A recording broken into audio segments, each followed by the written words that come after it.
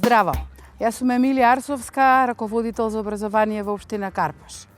Ако ме прашате што представува спорт за развој, јас ќе ви кажам дека тоа е најдобриот проект кој што се случуваше во текот на оваа цела година наназад во општината и проект кој што донесе една голема иновативност и развој во областа на образованието.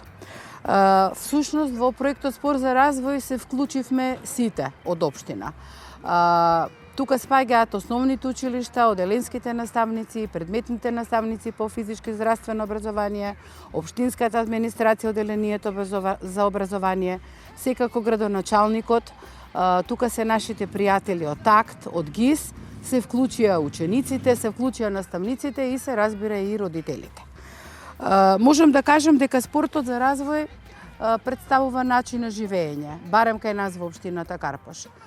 Представува начин на учење со кој што учениците ќе ги развиваат социјалните вештини преку спортот.